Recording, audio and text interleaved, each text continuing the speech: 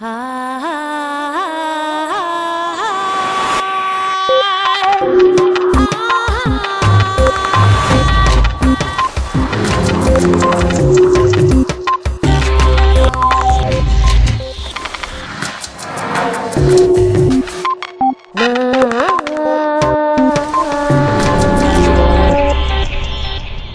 próxima frontera de la humanidad no es el espacio, sino nosotros mismos. Gregory Stock. Desde el origen de la vida, el azar y la selección natural han diseñado el ADN de todos los seres que han pasado por nuestro planeta. Sin embargo, la humanidad está dando los primeros pasos para controlar su propio futuro evolutivo. En este capítulo de Redes, Gregory Stock, especialista en prever los desarrollos de la biotecnología, explica a Punset que estamos dando los primeros pasos para manipular nuestros genes, no solo para evitar las enfermedades, sino para mejorar nuestra especie.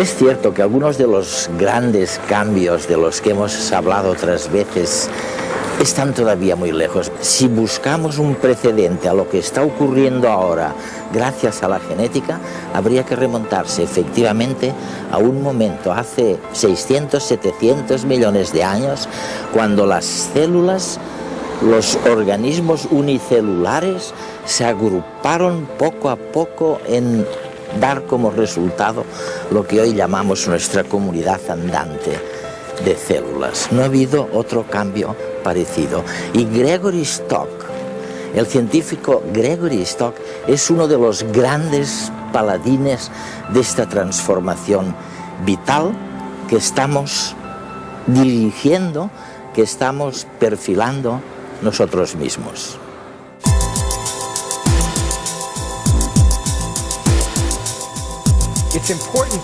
Es importante que comprendamos la enormidad de los cambios que están ocurriendo hoy en día para darnos cuenta del tipo de transformación que vamos a presenciar, porque realmente estamos en un momento de transición, y no solamente es un momento de transición en la historia de la humanidad, es un momento de transición en la historia de la vida.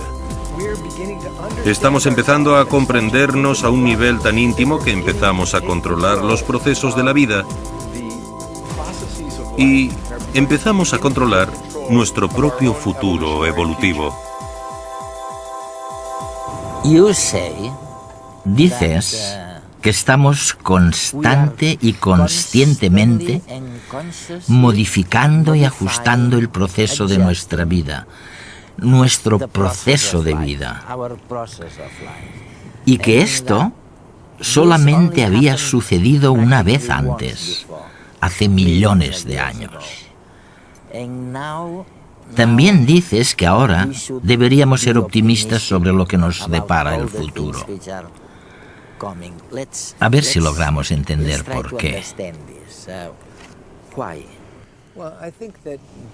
Creo que, en realidad, la evolución es un proceso vivo real que avanza sin cesar y que no solamente actúa en las especies y en la biología, sino que el propio proceso también evoluciona y avanza.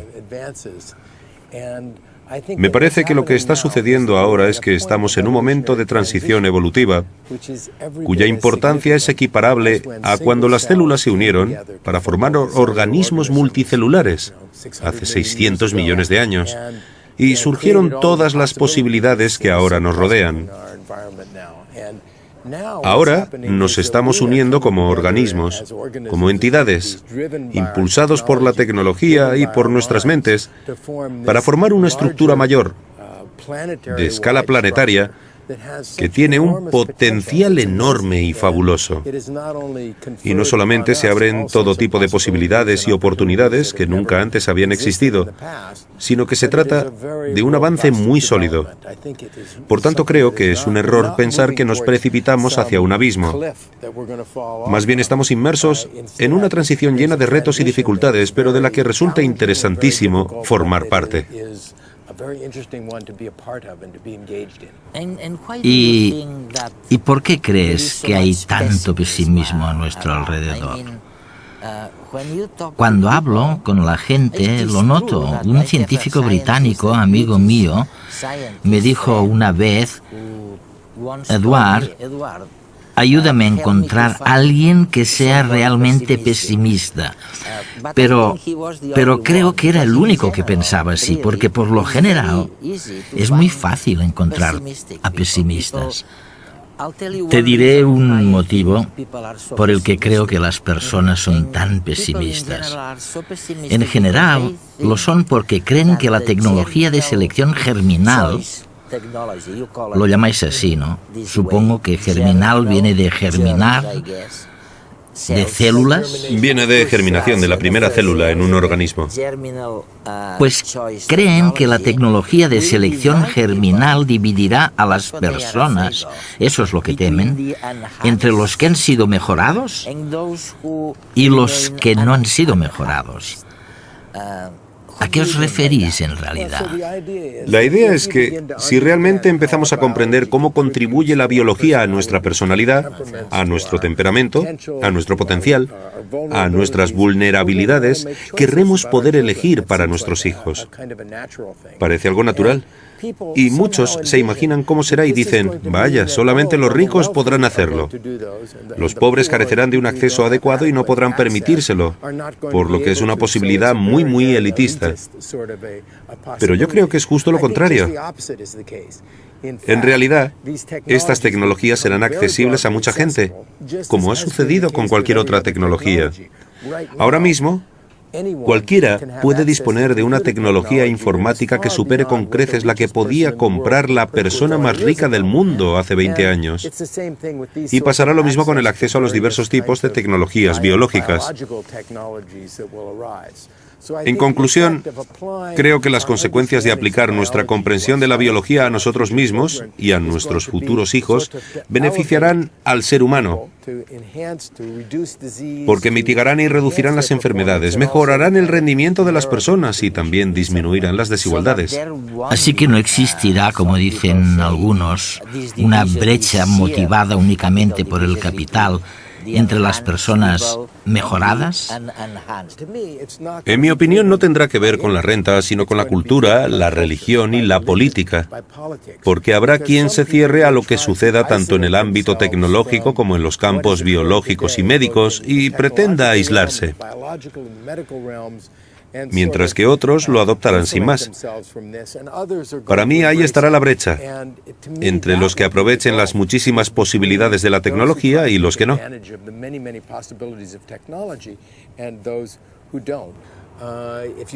Si analizamos las encuestas internacionales, el porcentaje de padres que afirman que querrían mejorar a sus hijos intelectual o físicamente varía de una cultura a otra. En algunas culturas, como la India o China, supera el 90%. En cambio, en otras culturas europeas con una fuerte tradición católica no llega al 30%. En todas las culturas cambia, pero ciertamente habrá quien empiece a probar este tipo de cosas. La sociedad tiene una visión apocalíptica de los avances que se están produciendo en el campo de la biotecnología, en especial de la manipulación de genes, el escrutinio y selección de embriones y de la clonación. Sin embargo, lo queramos o no, estos avances son imparables. La ciencia está en continua evolución y es imposible prever las aplicaciones que se harán de sus avances, incluso de los aparentemente más inocuos. Pongamos por ejemplo la ecografía, una técnica utilizada en medicina para observar tanto el desarrollo del bebé como el estado de nuestros órganos internos. Pues la ecografía está siendo empleada ilegalmente en ciertas partes del mundo para la selección del sexo del bebé.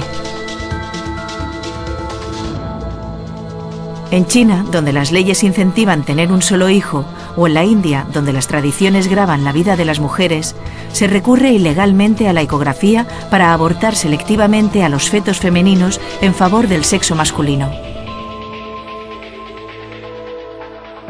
Esta tecnología al menos ha disminuido la práctica del infanticidio de la India, algo que los británicos quisieron abolir sin éxito en el siglo XIX. En el futuro, la medicina será más preventiva y personalizada. Se conseguirá detener el envejecimiento y mejorar nuestra resistencia física, pero se cometerán equivocaciones y en ocasiones será erróneamente utilizada, ya que desgraciadamente el mal y la ambición son parte de la naturaleza humana. Puede que lo siguiente que deseemos hacer sea modificar nuestras emociones. ¿Por qué ser infeliz si podemos evitarlo? Ya lo estamos intentando con fármacos como el Prozac, la Viagra, el Ritalin. Y quién sabe, tal vez todo ello se lleve a cabo con la ayuda de la incorporación de cromosomas de diseño 2.0 a nuestro genoma, con los que introducir los genes deseados y cuya versión, además, podría ser actualizable para estar siempre a la última.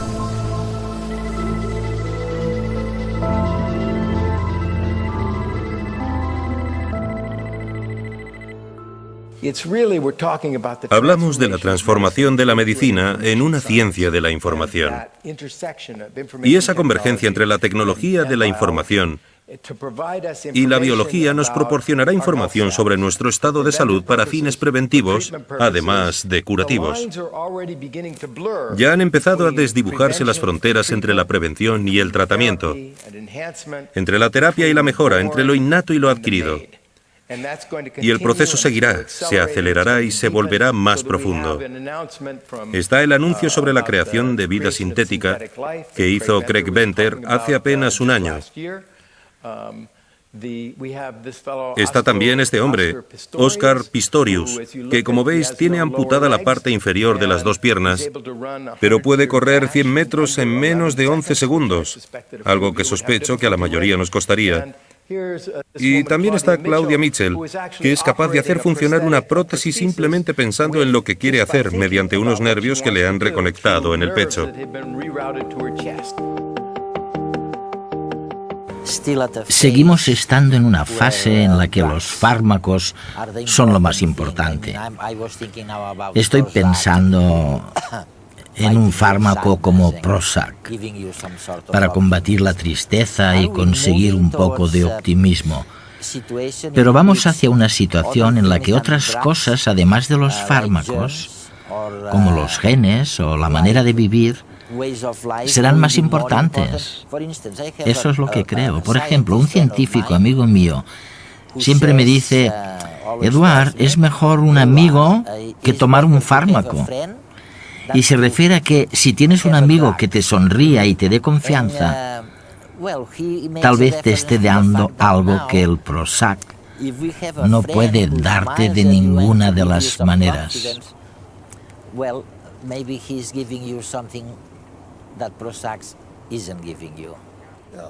Sí, sin duda. Pensando en ciertos tipos de intervenciones farmacológicas, sin duda es mejor tener un buen amigo. Así que es un buen consejo. Pero también es verdad que las intervenciones actuales son bastante rudimentarias. Provocan muchos efectos secundarios y no acabamos de entender todavía nuestro funcionamiento, el funcionamiento del cerebro humano, de la mente humana. Pero conforme vayamos adquiriendo esos conocimientos, todo cambiará. Creo que lograremos crear cócteles de fármacos que recrearán ciertos estados emocionales deseables. Y eso sí que será un reto enorme. Ahora decimos que es mejor tener un amigo, pero ¿qué pasaría si pudiéramos tomar una pastillita que nos lo diera todo? Todas las sensaciones beneficiosas que nos da un amigo y fuera facilísima de tomar, sin las molestias de forjar una amistad o lo que sea. ¿Sería la gente capaz de resistirse a este tipo de cosas? De hecho, creo que probablemente será el mayor reto al que debamos enfrentarnos, saber cómo hacerlo de un modo responsable. Empezaremos a utilizar estas tecnologías para modificarnos y antes incluso de acabar el proceso no solo habremos revolucionado la medicina y la atención sanitaria, sino que eso cambiará grandes parcelas de la economía, cambiará nuestra manera de tener hijos, cambiará nuestra gestión de las emociones y probablemente cambiará la esperanza de vida del ser humano. Analicemos con cierto detalle algunas de las intervenciones en la trama biológica. Unas intervenciones que ahora son mínimas. Estoy pensando, por ejemplo, en la biología reproductiva, en cosas como la fecundación in vitro, que no supone más del 1% en Estados Unidos. Pero, ¿qué hay de la selección de embriones? Sí, cosas así. ¿O qué hay de la clonación? Muchos de estos temas han sido muy controvertidos y han dado lugar a debates encendidísimos. En mi opinión, todos estos debates tienen que ver con lo desconocido. Has mencionado la fecundación in vitro. Y es cierto que el porcentaje de niños concebidos así es pequeño. Pero mi hija fue concebida en una placa de Petri. Fue producto de la fecundación in vitro y ha sido como un regalo para mí. Sin embargo, el tema ha dejado de ser controvertido. Los mismos argumentos que se esgrimieron contra la fecundación in vitro, que es algo ajeno, que supone el final del ser humano, este tipo de cosas, ahora se han trasladado en masa a otras cosas como la clonación, que no es más que la creación retardada de un gemelo idéntico. Y no hay que exagerar tanto. Creo que muy poca gente lo acabará haciendo. Sin embargo, nos inquieta profundamente porque representa el poder de la posibilidad. Pero no podemos seguir siendo tan infantiles. En algún momento deberemos percatarnos de que estamos pasando, la humanidad entera está pasando, a la edad adulta. Y básicamente tenemos mucho poder que deberemos usar con responsabilidad. Quedarnos parados sin avanzar no puede seguir siendo una manera de protegernos. A medida que entendamos la complejidad de los genes y cómo contribuyen a quienes somos, a nuestras vulnerabilidades, a nuestros potenciales, a nuestra naturaleza como individuos, a nuestras personalidades, a nuestros temperamentos, querremos elegir. Y puede que incluso lleguemos a la conclusión de que cuando solamente se tienen 1 o 2 hijos, son demasiado importantes como para dejarlos en manos del encuentro fortuito de un espermatozoide y un óvulo. Tal vez eso se convierta en una opinión más común. Y podríamos decir que lo que está por venir, aunque esté muy lejos, será puramente el resultado de la intervención en la biología, como dices tú, y que dicho resultado, si lo entiendo bien, eso es lo que sugieres a tus lectores y a tu público, que ese resultado será mejor que el que se obtiene de las relaciones sexuales. Si hablamos de qué es mejor o peor, no lo sé. En realidad, mira, nuestra existencia como seres humanos nos lleva a ser amados, a prestarnos atención unos a otros, y no quiero realizar un juicio de valor en ese sentido. No obstante, plantéate lo siguiente: ¿prefieres tener una enfermedad genética o no tenerla? Las personas que tomen decisiones sobre ellas mismas o sobre sus hijos intentarán sufrir menos dolor y tener menos dificultades en la vida. Y a veces resulta extraño, porque algunas de las cosas más valiosas y más profundas, que más nos importan, proceden del dolor.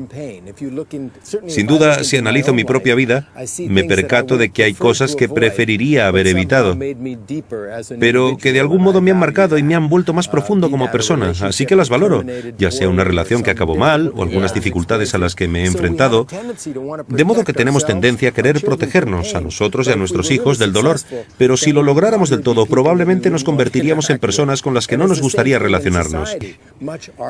Y lo mismo ocurre en la sociedad.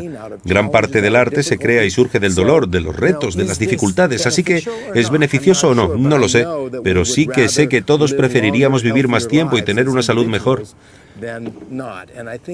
Además, creo que en cualquier caso siempre habrá un componente de tragedia en la experiencia humana, suficiente como para prender la mecha de la creatividad, el poder del arte, etc. Empezaremos a aplicar nuestros conocimientos en las próximas décadas. Creo que todos nosotros estaremos ahí para verlo, para modificar sustancialmente la biología humana, de un modo que pondrá a prueba nuestro concepto de lo que significa ser un ser humano. ¿Hay alguna experiencia con el deporte, por ejemplo, con el dopaje? Al parecer, según me dicen los científicos y farmacólogos, el dopaje será cada vez más seguro y tendrá menos efectos secundarios. Será casi divino. ¿Recurrirá la gente más al dopaje entonces o menos? Es evidente que lo utilizarán. De hecho, ya lo hacen. La era de los atletas aficionados prácticamente ha terminado. Y la razón se esconde en los ingentes beneficios que se generan. Se mueve una fortuna en el deporte profesional ahora mismo.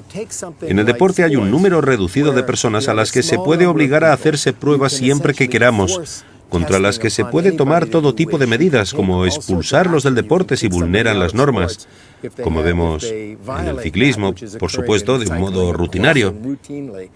Pero ni siquiera así se puede detener el dopaje. Hay todo tipo de triquiñuelas. En realidad es una batalla entre los que intentan detectarlo y los que intentan evitar los controles. De hecho, si hablas con franqueza con los organizadores deportivos, te dirán que no les importa el dopaje.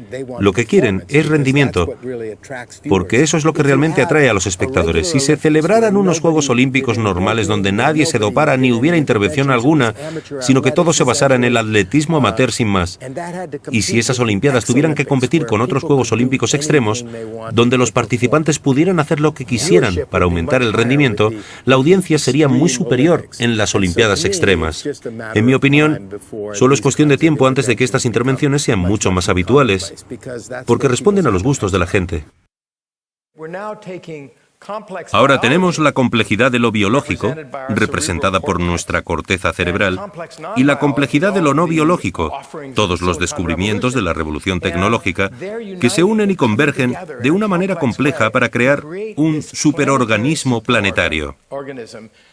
Por eso no tenemos ni idea de dónde estaremos de aquí a 100 años, y mucho menos de aquí a 1000 años o a 1 millón de años, aunque no sean más que instantes en una escala de tiempo evolutiva normal.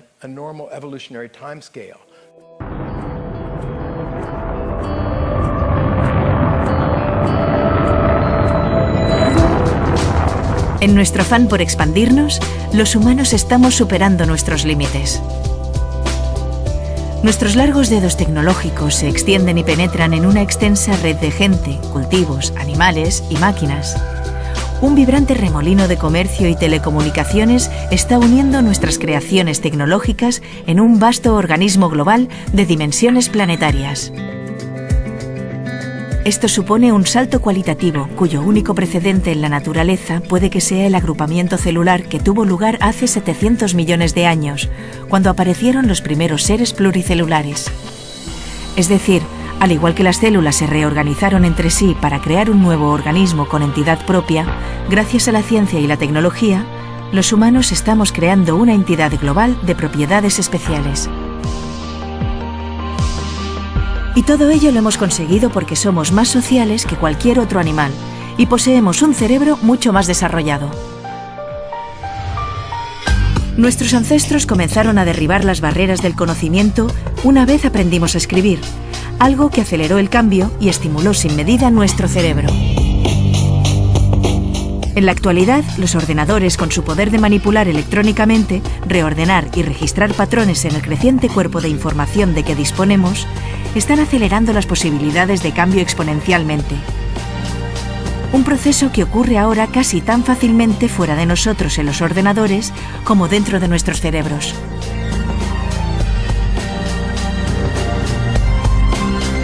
El chip de silicio nos está permitiendo crear maquinarias complejas, ya sean implantes o extensiones de nuestro cuerpo, que nos ayudarán a romper con los límites biológicos y nos redefinirán como un ser nuevo, un ser con un lenguaje, arte, música y religión propios.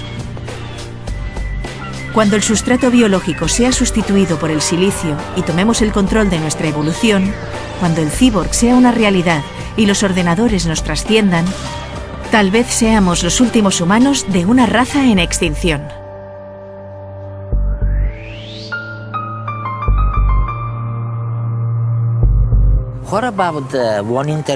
Dime lo que pasa con una intervención que todo el mundo acepta, pero que curiosamente tengo la impresión de que en los últimos años no ha avanzado demasiado.